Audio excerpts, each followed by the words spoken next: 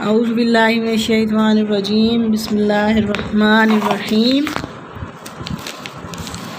آج ہم قرآن پاک کی سب سے بڑی سورہ بقرہ کا آغاز کر رہے ہیں۔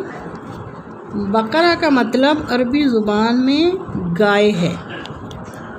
قرآن مجید جب نازل ہوا ہے آپ صلی اللہ علیہ وآلہ وسلم کے دور میں، تو اس وقت یہ قرآن مجید کے ٹائٹلز، قرآن مجید کی صورتوں کے نام، قرآن مجید کے سپارے، قرآن مجید کے رکوع اور زیر زبر پیش، یہ سب چیزیں اس وقت نہیں تھی۔ یہ بعد میں آنے والے خلفۂ راشدین نے اور بعد میں آنے والے بہت سارے بادشاہوں نے، جیسے حضرت عثمان غنی، حضرت عمر فاروق رضی اللہ تعالیٰ عنہ کے دور میں، پھر اس کے بعد حجاج بن یوسف کے دور میں، یہ سارے کے سارے جو ہم آج ترتیب دیکھتے ہیں قرآن مجید کی کہ صورتوں کے نام لکھے ہوئے ہیں، سپاروں کا آغاز ہے، رکوع کا اختتام ہے، صورتوں کا آغاز ہے، صورتوں کا اختتام ہے، یہ سب کے سب یہ بعد میں ترتیب دیے گئے ہیں۔ تو اب سورہ بقرہ کا مطلب میں بتا رہی تھی کہ گائے ہیں، تو سورہ بقرہ میں ایک واقعہ ہے بنی اسرائیل کا، جو موسیٰ علیہ السلام کی قوم تھی، تو اس واقعے کی وجہ سے سورہ بقرہ کا نام سورہ بقرہ رکھ دیا گیا ہے۔ بسم اللہ الرحمن الرحیم، الف لام میم۔ قرآن مجید میں بہت سارے حروف مقطعات ہیں۔ تو حروف مقطعات کا مطلب ہے کاٹ کاٹ کر پڑھی جانے والی لفظ، کٹ کٹ کر پڑھے جانے والا لفظ۔ تو ہم اس کو علمہ نہیں پڑھ سکتی، ہم اس کو پڑھیں گے تو الف لام میم ہی پڑھیں گے، تو اس کو ہم جوڑ کے نہیں پڑھ سکتے ہیں۔ تو حروف مقطعات کا جو مطلب ہے وہ اللہ تعالیٰ کی ذات بہتر جانتی ہے، اس کی تفسیر بیان نہیں کی گئی، اس کا ترجمہ بیان نہیں کیا گیا، تو اللہ تعالیٰ کی ذات بہتر جانتی ہے کہ اس میں کیا راز پوشیدہ تھا۔ تو ہم آگے پڑھیں گے ذالک الکتاب۔ قرآن مجید اپنے بارے میں بتا رہے ہیں کہ ذالک الکتاب، یہ وہ کتاب ہے، لا ریب فیہ، اس میں کسی قسم کا کوئی شک نہیں ہے۔ کیا شک نہیں ہے؟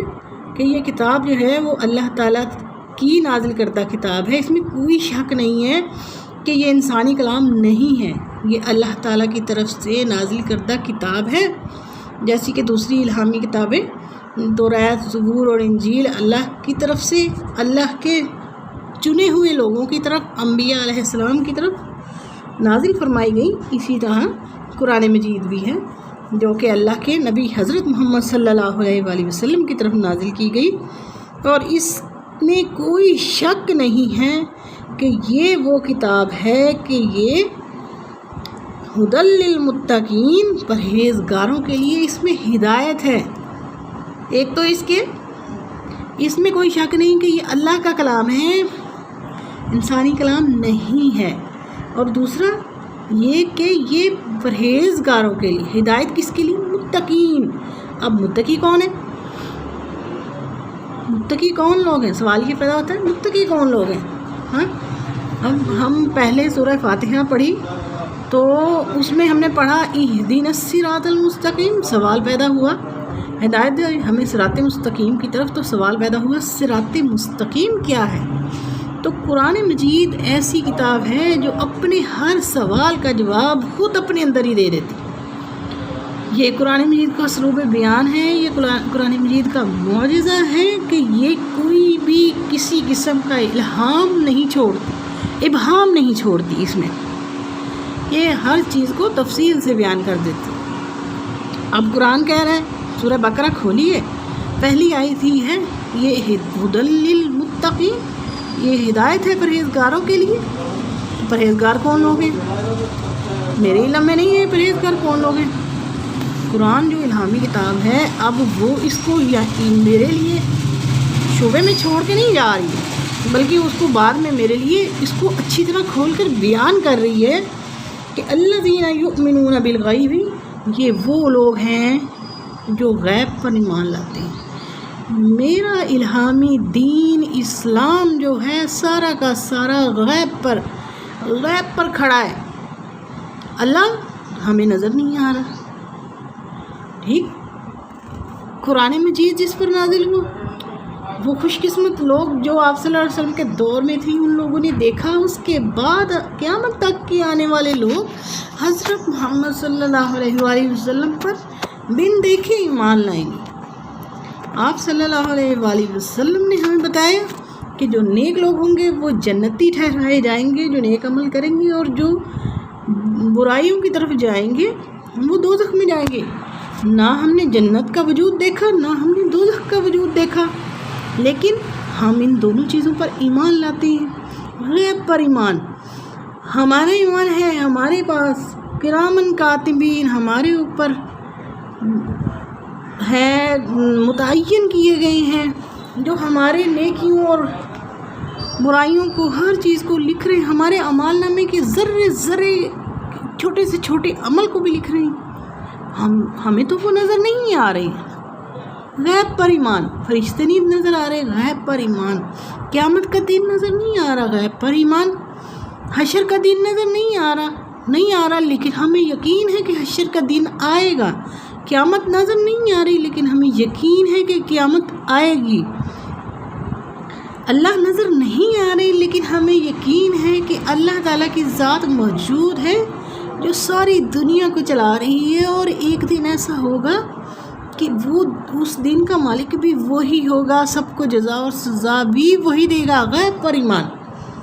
اچھی اور بری تقدیر، مجھے اس بات پر ایمان ہے کہ میں نے ایک دن مرنا ہے۔ مجھے موت ابھی نظر نہیں آ رہی ہے، ٹھیک ہے، مجھے میری موت ابھی نظر نہیں آ رہی ہے، لیکن مجھے اس بات پر یقین ہے کہ میں نے ایک دن مرنا ہے، اور مر کر میں نے قبر میں جانا ہے، اور قبر میں جو حالات ہونے ہیں، قبر کے جو حالات بیان کیے جاتے ہیں، اس پر بھی ایمان لاتے ہیں۔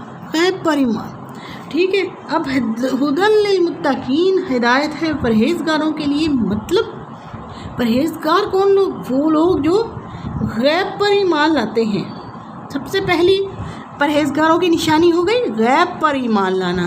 اس کے بعد وَيُقِيمُونَ الصَّلَاةَ، وہ نماز قائم کرتے ہیں، نماز قائم کرتے ہیں۔ وَمِمَّا رَزَقْنَاهُمْ يُنْفِقُونَ، اور اس میں سے جو ہم نے انہیں دیا ہے خرچ کرتے ہیں۔ ایک ہو گیا حقوق اللہ، اور ایک ہو گیا حقوق العباد۔ حقوق اللہ یعنی نماز قائم کرتے ہیں۔ اللہ تعالیٰ کی ذات کو نماز کا عمل، سجدے کا عمل اتنا زیادہ پسند ہے، اور اتنا زیادہ اللہ تعالیٰ کی ذات نے اس کے بارے میں اصرار کیا، بار بار دہرایا۔ قرآن مجید میں سب سے زیادہ حکم جو ہماری طرف آتا ہے، دہرایا جاتا ہے، وہ نماز کے بارے میں تلقین ہے۔ نماز پڑھو، نماز پڑھو، نماز قائم کرو۔ اور اس کے بعد اللہ کے دیے ہوئے رزق میں سے خرچ کرو، اللہ کے دیے ہوئے رزق میں سے۔ ہم ایمان والے اس بات پر یقین رکھتے ہیں کہ ہماری طرف 1 روپیہ بھی اگر آتا ہے تو میرے اللہ کی اجازت، اللہ کی مرضی سے آتا ہے، اور اللہ نے ہی دینا ہے۔ اور اگر میں اس میں سے کسی اور کو دیتی ہوں تو وہ کیا ہوتا ہے؟ میں اپنے اللہ کے دیے ہوئے رزق میں سے کسی اور بہن بھائی کو اس کی مدد کے لیے دیتی ہوں۔ اگر میرا اللہ مجھے یہ توفیق نہ دے، دیکھیں سوچیں، اگر میرے پاس خود کے پاس کچھ نہیں ہوگا تو میں دوسرے کو کیسے دے سکتی ہوں؟ میں دوسرے کو کیسے دے سکتی ہوں جب میرے پاس خود نہیں ہے؟ اور اللہ مجھے میرا دے رہا ہے، میرے پاس اللہ کا دیا ہوا رزق آ رہا ہے، اور اب میں پھر سے اس کو آگے سے تقسیم کر رہی ہوں۔ تو یہ ہو گئی پرہیزگاری کی نشانی کہ میں اللہ کے دیے ہوئے رزق میں سے خرچ کر رہی ہوں۔ یہ بھی پرہیزگار لوگوں کی نشانی ہے۔ والذین یؤمنون بما انزل الیک، اور وہ لوگ بھی پرہیزگار ہیں جو ایمان لاتے ہیں اس پر جو آپ صلی اللہ علیہ وآلہ وسلم کی طرف اتارا گیا، وما انزل من قبلک، اور جو آپ صلی اللہ علیہ وآلہ وسلم سے پہلے کے لوگوں پر اتارا گیا، وبالآخرۃ ہم یوقنون، اور آخرت کے دن پر بھی وہ یقین رکھتے ہیں۔ اللہ اکبر، آخرت کے دن پر بھی یقین رکھنا۔ اب پھر وہی غیب کی بات آ گئی۔ ہم نے یقین رکھا قرآن مجید نازل ہوا، حضرت جبرائیل علیہ السلام لے کر آئے، میں نے جبرائیل علیہ السلام نہیں دیکھے، آپ نے جبرائیل علیہ السلام نہیں دیکھے، جبرائیل علیہ السلام ایک ایک آیت کر کے آپ صلی اللہ علیہ وآلہ وسلم پر نازل کرتے رہے، آپ صلی اللہ علیہ وسلم کے دل پر نازل کرتے رہے، آپ صلی اللہ علیہ وآلہ وسلم ان آیات کو آگے صحابہ کرام کے سامنے بیان کرتے رہے اور لکھواتے رہے اور اس کو محفوظ فرماتے رہے۔ اب اس پر جو نازل کیا گیا آپ کی طرف یعنی قرآن مجید، اور اس پر جو آپ سے پہلے نازل کیا گیا یعنی دوسری الہامی کتابیں، ہم اس بات پر، یہ ہمارے ایمان کا حصہ ہے کہ ہم نے آپ صلی اللہ علیہ وآلہ وسلم کے علاوہ تمام انبیاء علیہ السلام پر ایمان لانا ہے اور آخرت پر بھی ہم یقین رکھتے ہیں۔